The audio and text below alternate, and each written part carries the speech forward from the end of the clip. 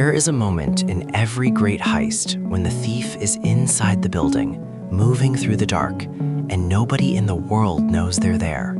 For Google, that moment lasted months. Somewhere between the summer and the final days of 2009, a piece of malicious code, elegant, patient, almost invisible, had been sitting inside Google's corporate network. Not crashing systems, not triggering alarms, not announcing itself in any of the ways that conventional cyber attacks announce themselves. It was doing something far more sophisticated and far more dangerous than crashing anything. It was reading. It was reading source code, the intellectual crown jewels of one of the most valuable technology companies in human history. It was reading emails, not random emails, specific emails belonging to specific people, human rights activists, Chinese dissidents, journalists, foreign policy researchers, individuals whose correspondence, in the wrong hands, wasn't just private information, but a list of names that a government could use to find, silence, or destroy them. And the hands those emails were moving toward were not random criminal hands. They were, according to the investigation that followed, the hands of the Chinese state. When Google's security team finally understood what they were looking at, when the full shape of the intrusion became visible, the people in that room faced a choice that no tech company had ever faced at that scale before. This wasn't a law enforcement matter. This wasn't a terms of service violation. This was an act of espionage by a nuclear-armed government against a private corporation, conducted on American soil, touching the safety of real human beings in a country where the state routinely imprisoned people for saying the wrong thing online. What do you do? What can you do? And what happens to the world when you decide to fight back? This is Operation Aurora. This is the story of the breach that changed the relationship between Silicon Valley and Beijing, and between the digital world and the real one forever.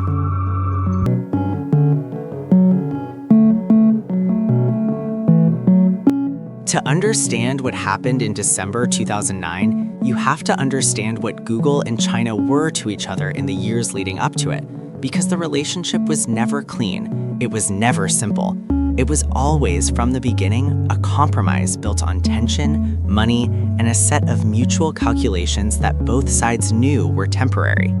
Google launched Google.cn in January 2006. The announcement was met with immediate and fierce criticism from human rights organizations, press freedom advocates, and a significant portion of the tech community itself. The reason was direct. To operate in China, Google had agreed to censor its search results in compliance with Chinese government requirements. Searches for terms like Tiananmen Square Massacre, Falun Gong, Tibet Independence, or Liu Xiaobo would return either nothing or the sanitized version of nothing that the Chinese government had approved. This was not a small compromise. For a company whose stated mission was to organize the world's information and make it universally accessible and useful, agreeing to make a specific category of information inaccessible to 1 billion people was, philosophically, a direct contradiction of its own identity. The company's co-founder, Sergey Brin, who had been born in the Soviet Union and understood what state information control looked like from the inside, was personally opposed to the China deal. He lost the internal argument. The people who won that argument made a case that was not irrational. China's internet market was the largest in the world and growing at an extraordinary rate. Being present, even in a compromised form, was better than ceding the entire market to Baidu, China's domestic search giant, which operated under the same censorship requirements but with no internal conflict about it. And the argument went further.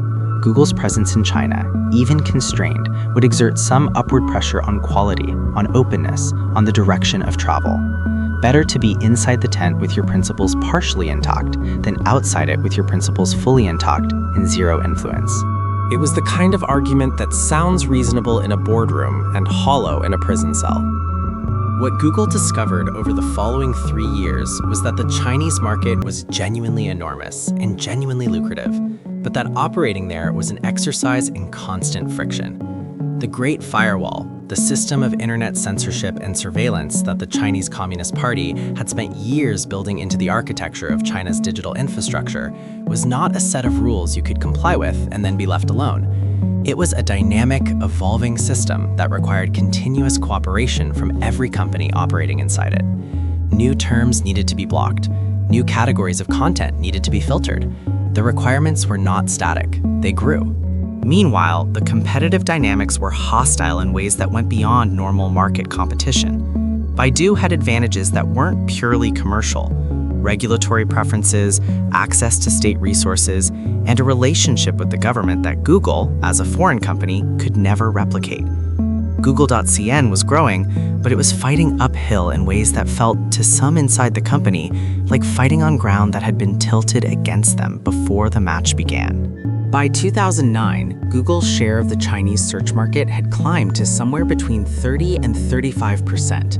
Meaningful, but still well behind Baidu's dominant position. The company was investing heavily in Chinese operations, in engineering talent, in data centers. The deal it had made in 2006, the censorship compromise, was being renewed implicitly every year by the decision to stay. And then, in the second half of 2009, something started happening in Google's network that nobody had authorized, nobody had announced, and nobody was supposed to be doing. Something had gotten in.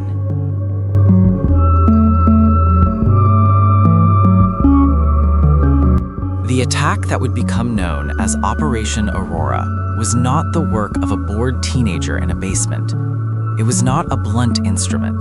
It was a precision operation, designed by people with professional expertise, significant resources, and a specific objective that they pursued with patience that bordered on the methodical. Let's break down what actually happened, because the technical architecture of the attack is itself a story about how sophisticated state-level cyber operations work, and why they're so much harder to detect and stop than the kind of cyber attacks that make the news after someone's credit card numbers get stolen.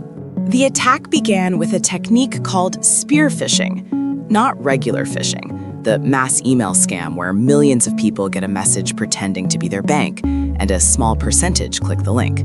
Spear phishing is the targeted version. The attacker identifies specific individuals within the target organization, researches them, their interests, their relationships, their online habits, and crafts a communication so specifically tailored that it looks to the recipient exactly like something they would expect to receive from someone they trust. In Google's case, the entry point appears to have been an instant message. A Google employee received a link from what appeared to be a trusted contact. They clicked it. The link directed their browser to a website that exploited a zero-day vulnerability in Internet Explorer, a flaw in the browser's code that Microsoft didn't know existed yet, which meant there was no patch, no defense, no protection in place. The moment that page loaded, malicious code was executing on the employee's computer. Zero-day exploits are the most valuable currency in the underground and state-level cyber operations world.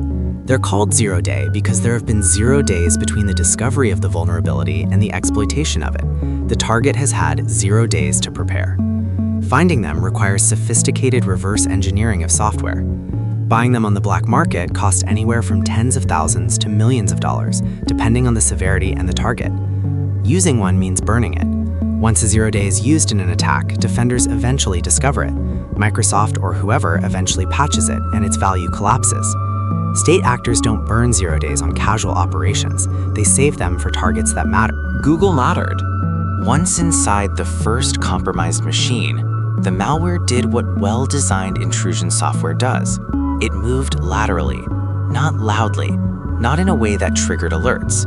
It crept from system to system through Google's internal network, using legitimate-looking traffic patterns to mask its movement, establishing footholds in multiple locations before revealing its actual purpose. It connected to command and control servers, computers located in Taiwan, as investigators would later discover, though the trail didn't end there, through which the attackers could issue instructions and receive stolen data. The primary objectives of the operation appear to have been two things. Source code. The attackers accessed Google's source code management system, the internal repository where the company stores the actual code that powers its products. What specifically they were looking for in the source code is a matter of informed speculation. One compelling theory, advanced by security researchers who studied the intrusion, is that the attackers were looking for vulnerabilities in Google's own code that could be used for future surveillance, specifically for vulnerabilities that would allow them to more effectively intercept and monitor the email accounts of people of interest to the Chinese government. Gmail accounts. The intrusion was specifically targeted at the Gmail accounts of Chinese human rights activists and dissidents, individuals in China and around the world who used Google's email service to communicate with each other, with journalists, with foreign governments, with advocacy organizations. If you could read those emails, you could map the networks. You could identify who was talking to whom, what was being planned, who the key figures were. You could build a database of the opposition. The precision of this targeting is what separates Operation Aurora from conventional cybercrime. This wasn't an attack designed to steal financial data or hold systems for ransom. It was designed to serve the specific intelligence needs of a government managing domestic political opposition. The attackers knew exactly what they were looking for. They knew where to look, and they had been looking for a long time before anyone at Google realized they were there. How long? Estimates vary between 6 weeks and several months, depending on which phase of the intrusion you count from. Long enough to accomplish their objectives, long enough to have moved vast amounts of data before the alarms finally sounded. And when they did sound, the person who heard them first understood immediately that this was not a normal security incident.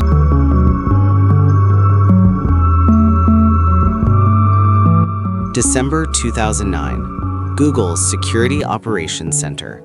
The exact moment of discovery has never been fully detailed in public. Security companies are understandably protective of the specifics of how their detection systems work, since publishing that information helps future attackers evade them. What has been reported by multiple journalists who spoke with people close to the investigation is that the discovery came from an anomaly, something in the network traffic that didn't match expected patterns, a data flow going somewhere it shouldn't be going, at a time when it shouldn't be active. When the security team pulled the thread, what unraveled was something that, by all accounts, produced a very specific and very unsettling sensation in the people who saw it.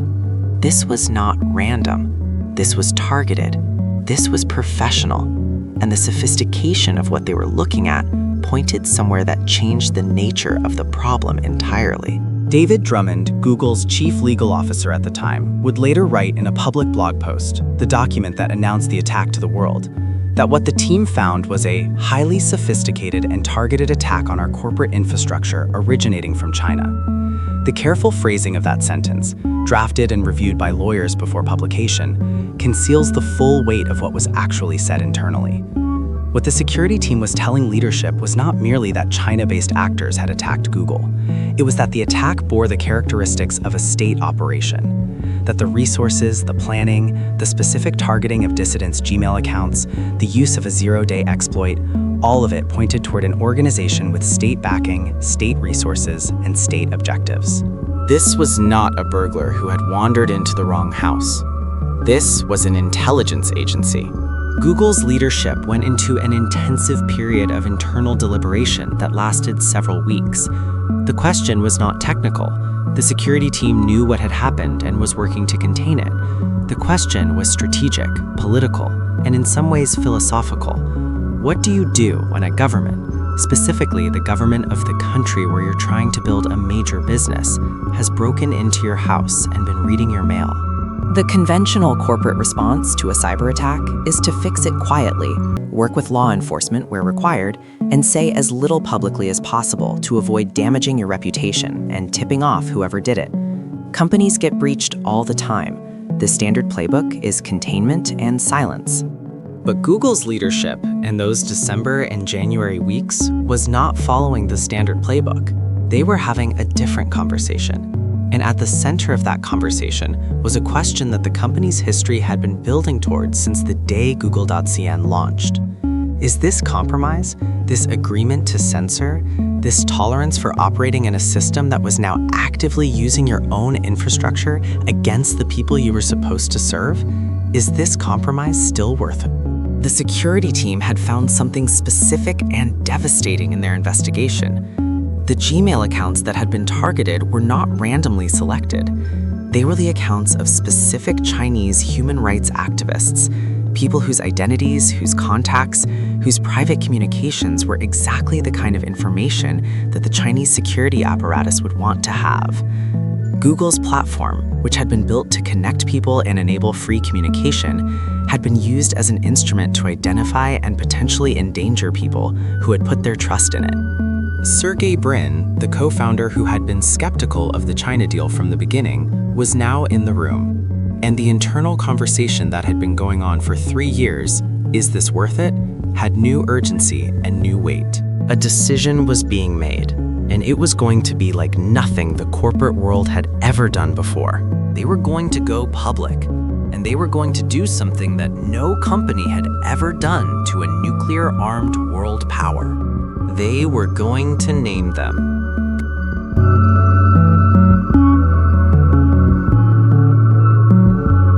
January 12th, 2010. It's a Tuesday.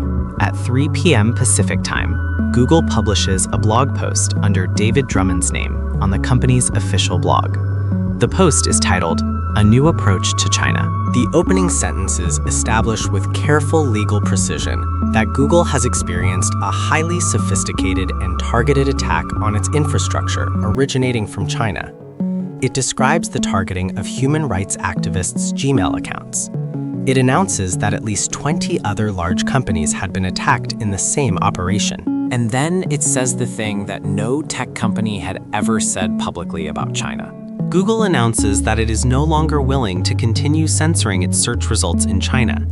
It says it will be entering into discussions with the Chinese government about operating an unfiltered search engine, and that if those discussions don't produce a workable agreement, it is prepared to shut down Google.cn entirely and potentially exit China as a market. The implications of those two paragraphs took the world about 30 seconds to absorb, and then every major newsroom on the planet went to maximum alert simultaneously.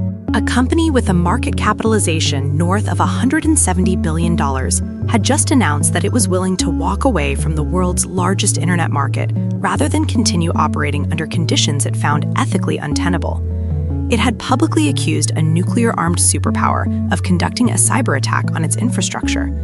It had named the country unambiguously in language that left zero room for interpretation. And it had done so unilaterally, without coordinating with the US government, without asking permission, without the kind of diplomatic softening that normally accompanies corporate statements about sovereign states.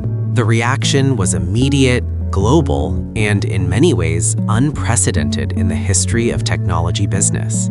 Secretary of State Hillary Clinton, who had been scheduled to give a major speech on internet freedom the following week, rapidly elevated that speech in response to Google's announcement.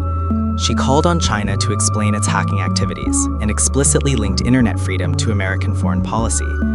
The State Department issued formal diplomatic inquiries. Members of Congress called for hearings. Intelligence officials who had been watching China's cyber operations for years but operating in classified channels suddenly found their concerns amplified by a very public, very credible corporate voice. In Beijing, the reaction was cold and swift. China's foreign ministry called Google's allegations unacceptable and rejected them entirely. State-controlled media characterized the announcement as an attempt by an American corporation to damage China's international reputation under the cover of a business dispute. The Global Times, a particularly nationalistic Chinese newspaper, ran commentary describing Google as a tool of American intelligence agencies, a claim that was, given what we now know about the subsequent NSA surveillance revelations, ironic in ways that even the editors probably didn't appreciate at the time. Inside the Chinese government, what was happening was a more complicated political calculation. China had invested enormously in the Great Firewall and in the ecosystem of domestic technology companies that operated inside it. Baidu, Tencent, Alibaba, these were companies whose commercial dominance was structurally supported by the absence of unfettered foreign competition. Google's departure from China, while symbolically damaging internationally, would operationally benefit China's domestic tech champions and remove a source of friction from the censorship management system. There was a case to be made inside Zhongnanhai that letting Google go was not a defeat, it was a simplification. But the public attention on the cyber attack allegations was a problem, not because they were false. By all available evidence, they were accurate, but because they were the kind of problem that, once stated publicly by a credible international corporation, took on a diplomatic life of their own that the Chinese government couldn't simply will away. The story was out, the breach was named, and the question of who exactly had done it and how deeply the Chinese state was involved was now a matter of active investigation by multiple American intelligence agencies that had been quietly tracking Chinese cyber operations for years. What they found was bigger than Google, much bigger.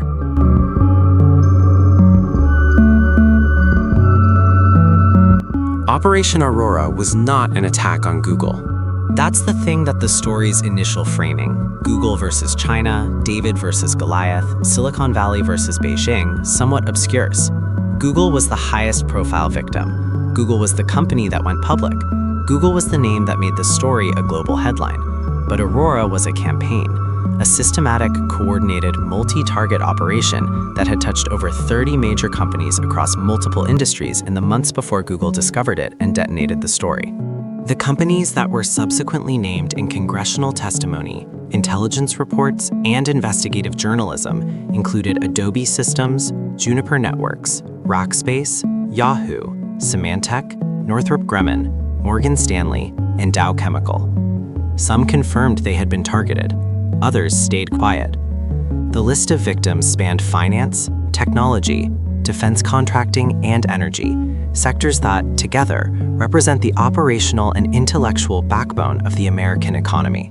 Security firm McAfee, which conducted one of the earliest detailed technical analyses of the attack, published a report that gave the operation its name. Aurora came from a reference found in the malware itself, a file path on the attacker's systems that contained the word Aurora. Whether this was a deliberate code name or an accidental artifact of the attacker's working environment is not clear, but Aurora became the name the security industry and the intelligence community used, and it stuck. McAfee's researchers and subsequent analysts at Eyesight Partners, Mandiant, and other security firms began the painstaking work of attribution, the process of tracing an attack back to its source. Attribution in cyberspace is genuinely difficult, and it's worth understanding why. Sophisticated attackers use infrastructure spread across multiple countries, route their traffic through compromised third-party servers to mask their location, use malware that has been deliberately designed to resemble the tools of other known groups, and leave behind as few fingerprints as possible. But attribution is not impossible. It requires building a mosaic, matching code libraries to known samples from previous attacks, identifying behavioral patterns in how the attackers operated, mapping the command and control infrastructure, analyzing the specific objectives being pursued and who would benefit from achieving them. Done well, over time, attribution can produce findings that are not legally admissible, but are operationally credible at the intelligence community level. The attribution picture that emerged from Operation Aurora pointed to two specific hacker groups operating in China, both believed to have connections to the People's Liberation Army and to China's Ministry of State Security. The groups had names in the cybersecurity world. One would later become known as APT-1, Advanced Persistent Threat 1, and become the subject of a landmark 2013 Mandiant report that publicly identified a specific PLA unit, Unit 61398, operating from a building in Shanghai as the source of years of systematic cyber espionage against American companies. The term Advanced Persistent Threat was itself a product of the Aurora era. Before Aurora, most cybersecurity thinking was organized around two categories: criminal hackers and state actors, with the understanding that state actors operated primarily in classified military and government networks. Aurora demonstrated something that changed the industry. State actors were systematically targeting private corporations over extended periods with patience and precision that conventional criminal hackers didn't have the resources to sustain. The persistent in APT was the key word. These weren't smash and grab operations. They were long-term infiltrations, presences designed to observe, extract, and adopt over months or years.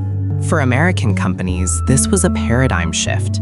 The threat model they had been operating under, protect against criminals, comply with government on national security issues, keep those two categories separate, was suddenly and comprehensively obsolete. The threat was now coming from governments, targeting corporations, and doing so with a sophistication and a patience that corporate security teams were structurally unprepared to handle. Google had, in this sense, not just experienced an attack. It had experienced the attack that forced an entire industry to reckon with a new reality. But the Aurora investigation was also revealing something else. Something about the specific mechanics of Chinese cyber operations that went beyond Google, beyond Aurora, beyond even the extraordinary scope of the APT-1 campaign. Something about the relationship between China's intelligence apparatus and its domestic technology ecosystem that would become one of the defining security concerns of the following decade. Because the surveillance infrastructure that Aurora was designed to serve wasn't just about reading dissident emails. It was about something far more systematic.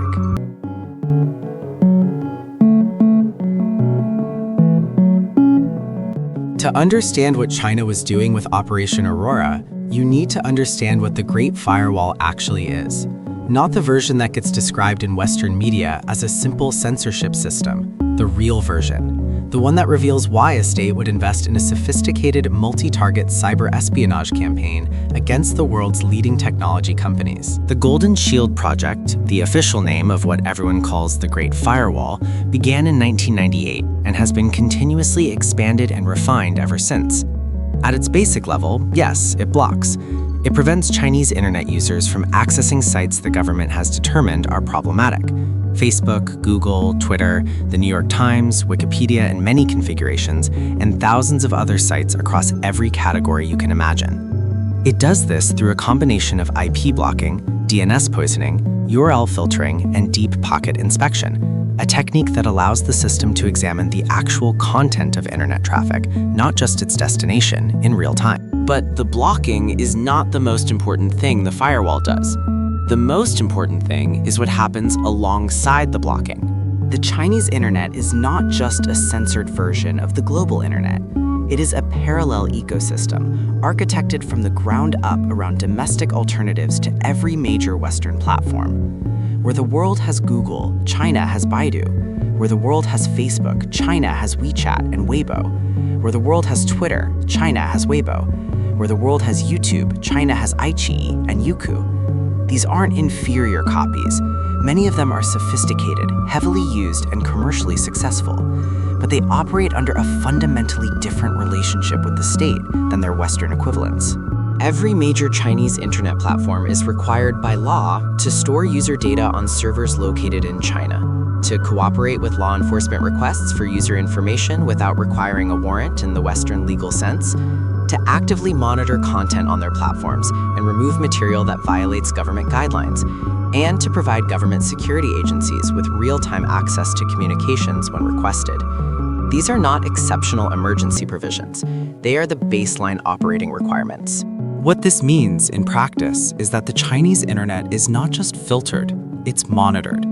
Every search query, every social media post, every private message sent through a domestic platform, every purchase, every location check-in, every connection between individuals, all of it is, in principle, observable by the state. The infrastructure to observe it was built into the platforms from the beginning, not bolted on afterward. Now, here's the critical intersection with Operation Aurora. The activists and dissidents whose Gmail accounts were targeted in the Aurora attack were using Google's platform specifically because they believed it was outside the surveillance architecture. Gmail was hosted on servers outside China, encrypted in transit, and subject to American legal requirements about government access, requirements that were dramatically more restrictive than China's. For a Chinese activist communicating with international contacts, a foreign email platform was one of the few remaining spaces that felt genuinely private. The Aurora attack was, in part, an attempt to close that gap. If you could compromise Google's own infrastructure, if you could find a way to read those Gmail accounts from inside Google's network rather than intercepting them at the Chinese border, you could surveil people who had deliberately taken steps to make themselves unsurveillable. This is what made the attack so specifically threatening and so specifically revealing about the state's intentions. It wasn't just industrial espionage. It wasn't just intelligence collection. It was the extension of the domestic surveillance architecture into spaces that the architecture was architecturally unable to reach. The Great Firewall had a gap. Operation Aurora was an attempt to plug it. And it had partially succeeded before Google discovered it. The human cost of that partial success is impossible to fully calculate. We know from subsequent reporting that some of the Gmail accounts targeted belonged to activists who were, in the months and years that followed, identified, arrested, or placed under intensified surveillance by Chinese authorities. Whether their compromised Gmail accounts contributed to those outcomes is not provable, but the correlation is uncomfortable and the logic is direct. Google had built a platform that people trusted with their safety. The platform had been compromised by the state those people were hiding from, and now Google had to decide what it owed them.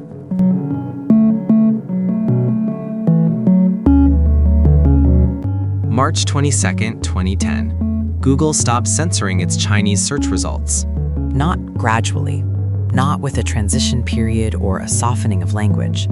Google simply redirects users from google.cn to google.com.hk, the Hong Kong version of its search engine, which operates under Hong Kong's separate legal framework and is not subject to mainland censorship requirements. Overnight, Chinese users who navigate to Google's Chinese domain are served uncensored results. The Chinese government's response is to begin more aggressively blocking access to Google's Hong Kong service, effectively making Google inaccessible across most of mainland China. This is, of course, exactly what Google had anticipated. The point was not to find a technical workaround that would survive Chinese government countermeasures. The point was to demonstrate that the company was no longer willing to be the instrument of its own censorship. The practical effect for Chinese internet users is that Google becomes progressively less accessible. By mid-2010, Google Search, Gmail, Google Maps, and other services are largely unavailable on the mainland without a VPN. Baidu consolidates its dominance. Google's Chinese engineering teams begin the slow process of attrition. Some members relocate to Google offices in Hong Kong or Singapore, others leave the company. The physical and human infrastructure of Google's Chinese operation begins to wind down. The business cost is significant and undeniable. China's internet market, which was already enormous in 2010, grew over the following decade into something almost incomprehensibly large. The number of Chinese internet users more than doubled between 2010 and 2020. Mobile internet penetration reached a scale that made China the largest digital commerce market on the planet. The companies that stayed, Baidu, Alibaba, Tencent, and eventually their successors and competitors, operated in a market that generated revenues and valuations that any rational financial model of 2010 would have found difficult to project. Google walked away from all of it. This is a fact that Google's defenders and critics both find significant, but for different reasons.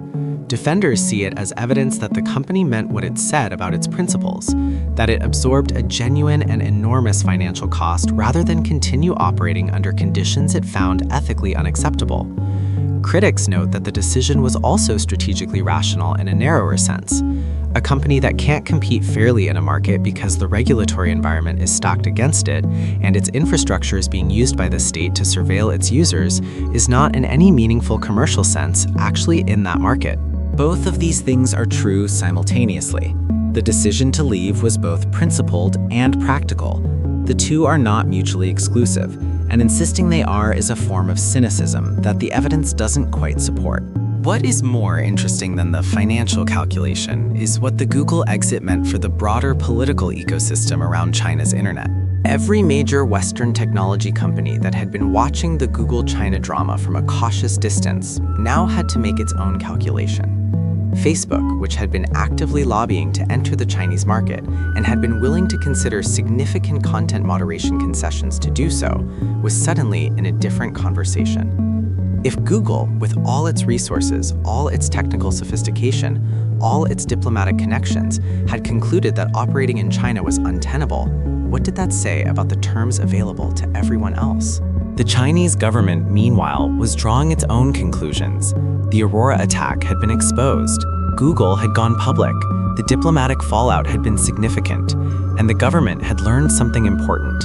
The information it wanted to obtain from foreign technology platforms was not going to be easily obtained through direct technical attack, because companies like Google were now aware, were now hardening their systems, and were now watching for exactly this kind of intrusion.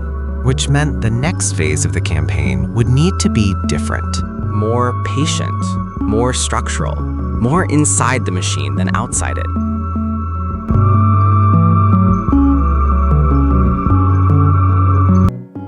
The years after Aurora produced a transformation in Chinese cyber operations that security researchers spent years mapping and that Western governments spent years responding to, with varying degrees of success.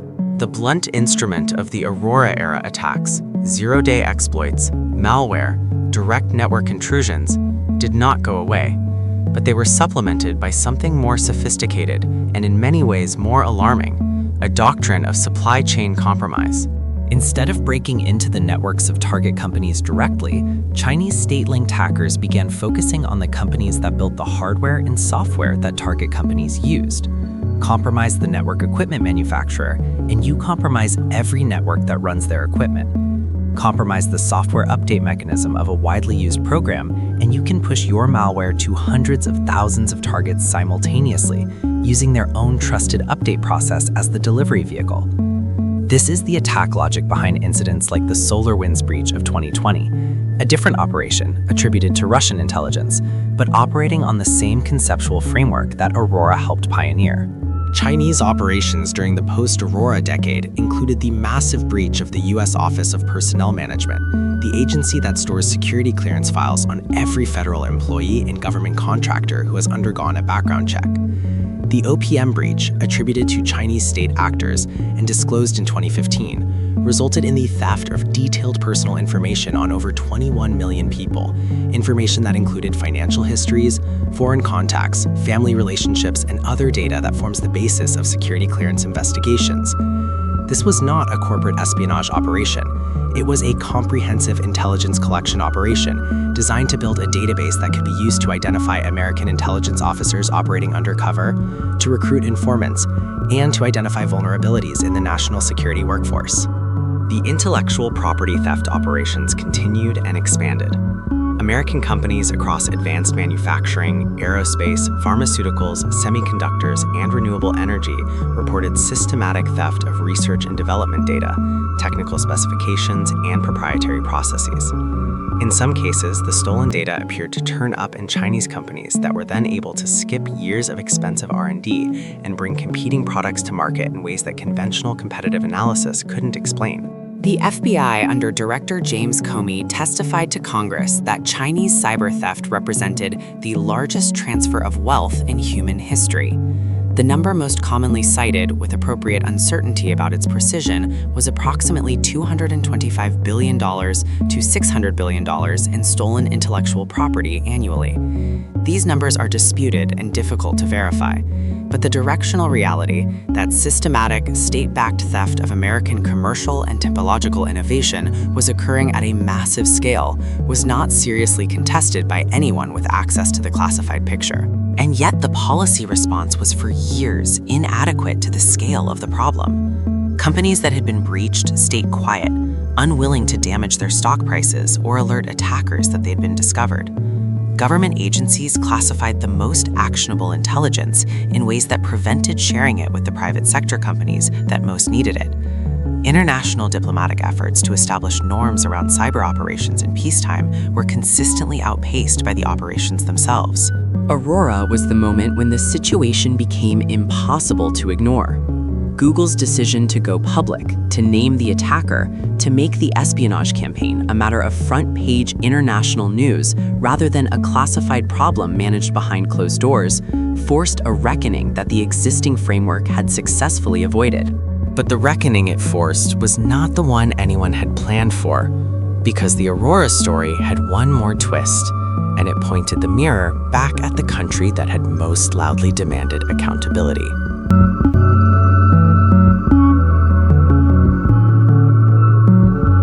June 2013. A contractor named Edward Snowden walks into a hotel room in Hong Kong with 4 laptops and a story that changes everything. The documents Snowden leaked from the National Security Agency revealed, among many other things, that the United States government had been conducting its own systematic surveillance of global internet communications, including the communications of American citizens, through programs with names like PRISM, Muscular, and X-Keyscore. The PRISM program involved the NSA collecting data directly from the servers of major American technology companies, including Google, Microsoft, Apple, Facebook, Yahoo, and others, under legal authorities granted by the Foreign Intelligence Surveillance Court. The documents revealed that Google and other tech companies had been compelled to provide user data to the NSA through legal orders, and that the NSA had also been accessing data from these companies' international fiber optic links without their knowledge, a program called Muscular that topped the connections between Google's data centers as data traveled between them. The revelations created an immediate and profound problem for the American government's narrative about Operation Aurora and Chinese internet surveillance.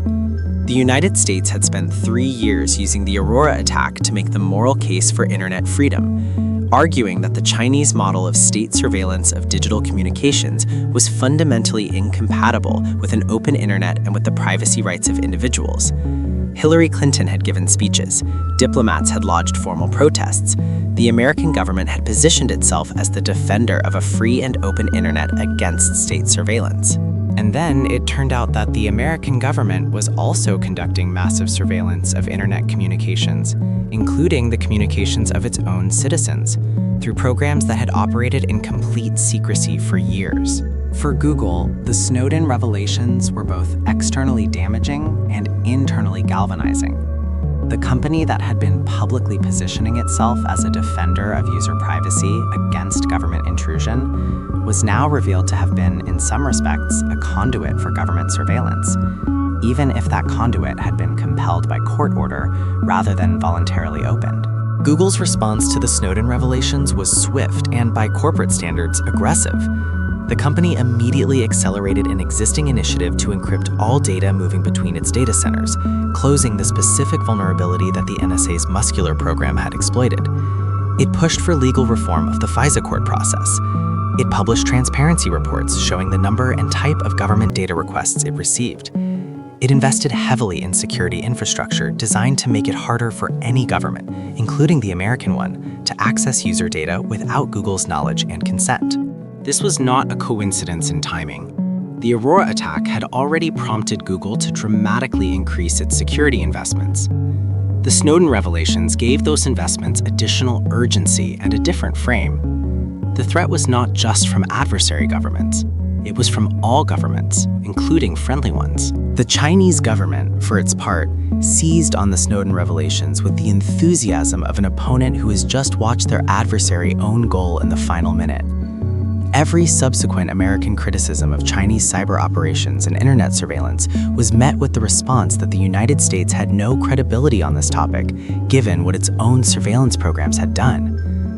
This argument was not without merit, even if the scale and intent of Chinese domestic surveillance were qualitatively different from NSA programs that were, at least nominally, subject to some legal oversight and were primarily externally rather than domestically targeted. The moral simplicity of the Aurora narrative, Google, champion of internet freedom, versus China, architect of digital repression, had become considerably more complicated. But the complications didn't stop there, because while all of this was happening, the Chinese internet was becoming something even the Aurora investigators hadn't fully anticipated.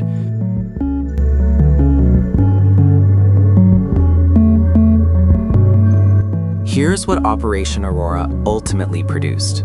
Not in the immediate aftermath, the diplomatic cables, the congressional hearings, the security industry's reckoning with APT threats, but in the decade that followed, in the shape of the world it helped create. The first thing Aurora built was a hardened Google. The company that came out of the Aurora investigation had invested hundreds of millions of dollars in security infrastructure that made it, by the assessment of most cybersecurity professionals, among the most secure major organizations on the planet. Project Zero, Google's team of elite security researchers dedicated to finding zero-day vulnerabilities, was born partly from the Aurora experience. Beyond Corp, Google's internal security architecture that assumed no user or device could be inherently trusted, even inside the corporate network, was a direct architectural response to the lateral movement technique that Aurora had exploited. Both of these innovations eventually influenced the broader security industry. Beyond Corp's Zero Trust framework is now the standard model for enterprise security architecture worldwide. The second thing Aurora built was a bifurcated internet. The combination of Google's exit from China, the continued development of the Great Firewall, and the subsequent policy decisions by both the American and Chinese governments has produced what technology policy researchers now call the splinternet, a global internet that is, in practical operation, two separate ecosystems with limited interconnection. Chinese users operate in a domestic digital environment built around domestic platforms, domestic data infrastructure, and domestic regulatory requirements. The global internet that the early architects of the World Wide Web imagined, universal, interconnected, borderless, does not exist in China, and the gap between the Chinese internet and the global internet has grown wider every year since 2010. The Aurora moment was not the only cause of this. The trend toward internet fragmentation was already visible in 2009, and it has been driven by dozens of policy decisions, regulatory actions, and commercial choices since. But Aurora crystallized the impossibility of the middle position, the position Google had tried to occupy from 2006 to 2010, in which a global company operating universal platforms could simultaneously satisfy the requirements of authoritarian state censorship and the expectations of users who trusted the platform with their privacy and safety. That middle position turned out not to exist. Aurora proved it didn't. The third thing Aurora built was a new kind of corporate diplomacy. When Google went public with its attribution of the attack to China, it was doing something that previously only governments did, conducting foreign policy. A private corporation was making a public accusation against a sovereign state, announcing a consequential policy change in response, and forcing the hand of the US government to respond diplomatically to a corporate decision. This wasn't entirely new. American corporations have always influenced foreign policy, often through lobbying and financial pressure. But the directness of what Google did in January 2010 was different in kind. They weren't lobbying, they were announcing. They were acting unilaterally in the space between corporate decision-making and international relations. This model, tech company as geopolitical actor, making its own foreign policy choices on the basis of its own values and interests, has become increasingly common in the years since Aurora. Tech companies have made consequential decisions about operating in Russia after the invasion of Ukraine, about operating in Iran under sanctions, about cooperating with government surveillance requests in multiple countries, and about the distribution of technologies with military applications. These decisions are not made in consultation with governments. They're made by boards and CEOs, and sometimes by engineers who refuse to work on contracts they find objectionable. The corporate foreign policy era was not born in Aurora, but Aurora was one of its defining early moments. The fourth thing Aurora built, and this is perhaps its most enduring legacy, was a global security consciousness that had not previously existed at the executive level of major corporations. Before Aurora, cybersecurity was, in most major companies, primarily the concern of IT departments and chief information officers. It was a technical problem. It lived in the infrastructure layer. CEOs thought about it occasionally. Boards thought about it rarely. After Aurora, after the public disclosure that one of the world's most sophisticated technology companies had been systematically compromised by a state actor for months without knowing it, the calculus changed. If Google could be breached, anyone could be breached. If the target was source code and dissident email accounts today, it could be corporate strategy documents and executive communications tomorrow. The threat was not theoretical, it was operational, and it required responses that went beyond IT departments. That shift from cybersecurity as a technical function to cybersecurity as a board-level strategic concern is one of the most significant changes in corporate governance of the past 20 years. It produced the current cybersecurity industry, which generates revenues in the hundreds of billions of dollars annually. It produced the current cadre of chief information security officers who sit at executive tables that would not have invited them a generation ago. It produced legislation, regulation, insurance products, and consulting practices that together constitute a new sector of the global economy. All of it traces, at least partially, back to a piece of malware in an Internet Explorer exploit that arrived in an instant message to a Google employee on a day in the summer of 2009.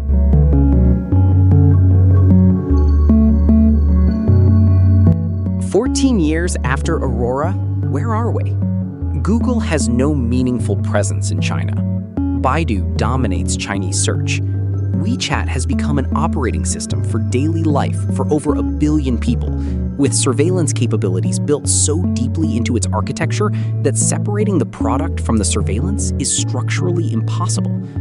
TikTok, owned by Beijing-headquartered ByteDance, has become the defining social media platform for a generation of young people in the West, and is the subject of ongoing and unresolved debate about what data it collects, where that data goes, and what the relationship between ByteDance and the Chinese state actually is. The cybersecurity industry that Aurora helped galvanize has not solved the problem it was galvanized to address.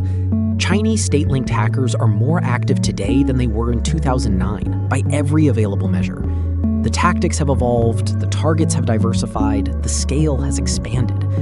The 2023 Microsoft Exchange breach, attributed to a Chinese state-linked group designated Volt Typhoon, revealed that Chinese hackers had embedded themselves in the networks of American critical infrastructure, power grids, water systems, communications infrastructure, in ways that suggested not intelligence collection, but pre-positioning for potential sabotage in the event of conflict. The target had shifted from corporate intellectual property to the operational skeleton of American society itself.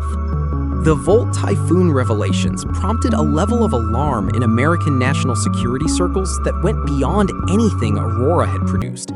The FBI director testified that the scale of Chinese hacking operations outnumbered FBI cyber agents 50-1. The Cybersecurity and Infrastructure Security Agency issued unprecedented public warnings.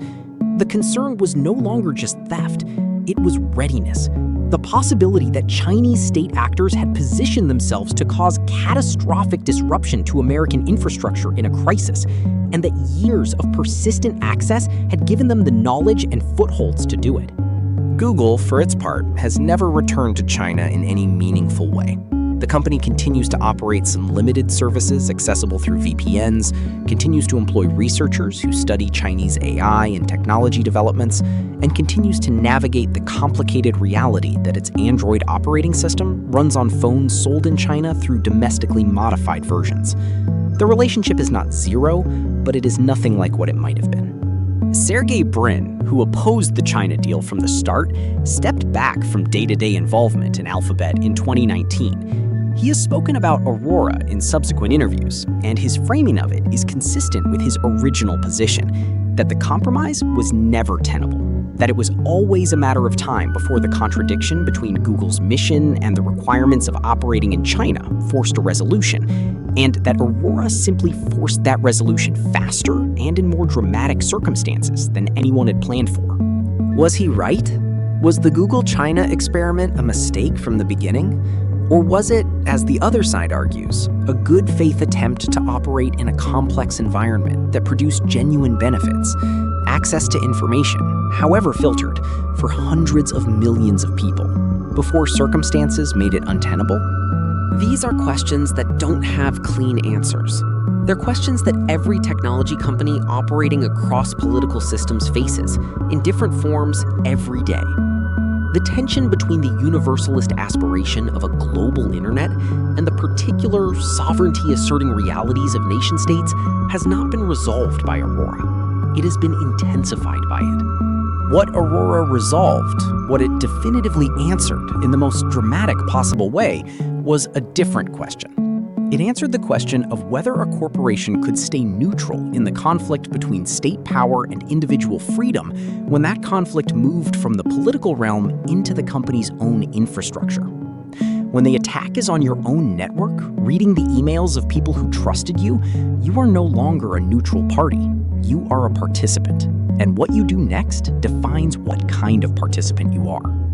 Google chose to go public, to name the state, to absorb the financial consequences, to treat the security of its users, the real physical safety of human beings whose private communications had been read by a government, as a value worth paying for. That choice shaped everything that followed. It shaped the industry, the policy landscape, the public understanding of cyber threats, and the global conversation about what the internet is for and who gets to decide.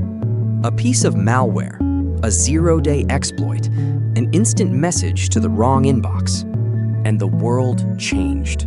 Not because of the attack, but because of what one company decided to do after it.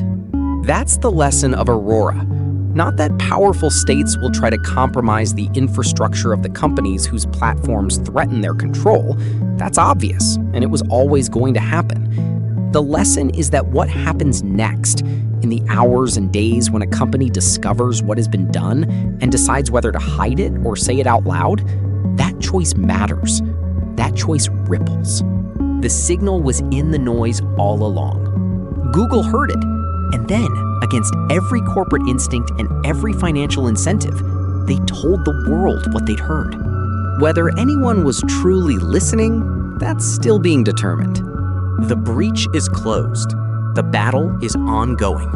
And somewhere, right now, a new malware is being written.